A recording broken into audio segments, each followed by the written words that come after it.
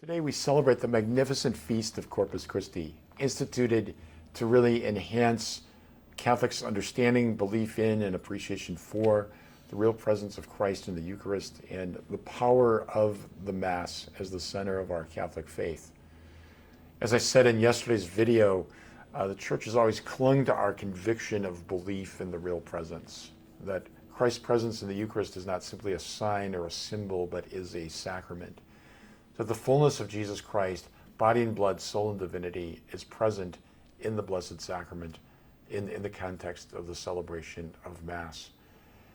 And it is helpful, I think, to make a distinction between sign, symbol, and sacrament to understand what it is that we're talking about. When you think of a sign, think of a stop sign. Stop sign communicates one thing. You stop at this corner. It points to nothing really beyond that one direction or that one message. So sign is pretty clear. It tells you one thing to do or to know or to believe. Contrast what we say about sign with symbol. So if a sign only points to one thing, a symbol points to multiple layers of meaning. Think of the American flag. It's simply a piece of cloth with stars and stripes, and yet it symbolizes different things to different people. For many of us, it symbolizes love of country, patriotism, those who have given their lives for the sake of our freedom. For others, it may symbolize something that they don't like at all, the ethos, the values, the power of America. Think of how differently a World War II vet looks at the U.S. flag, say, versus a terrorist. They're going to look at that same symbol in very different ways. So there's multiple layers of meaning when it comes to symbol. It's kind of like poetry. Beyond symbol is sacrament. And perhaps this is a homely analogy, but for me, it somewhat is helpful. So imagine getting a postcard in the depths of February from a good friend who's in Florida. And there's this beautiful picture of a beach with palm trees and sand and blue water. And on the back, they've scribbled, "Wish you were here, having a great time." Let's say in pondering the beauty of that picture, you suddenly find yourself there.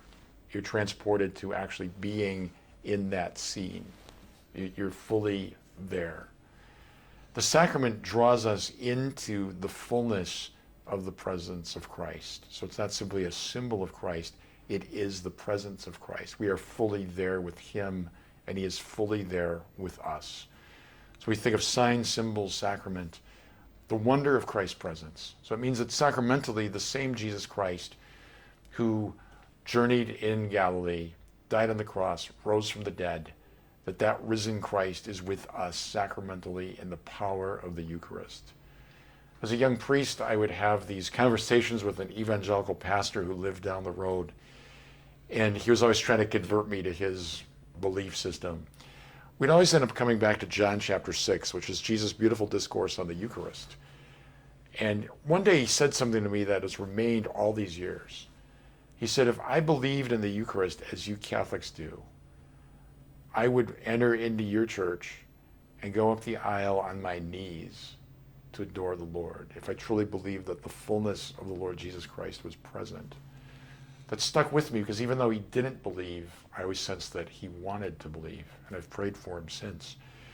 There's times for us as Catholics that the Eucharist can become so routine, the reception of Holy Communion can become so familiar that it no longer impacts us. It's simply this ritual that we go through unthinkingly.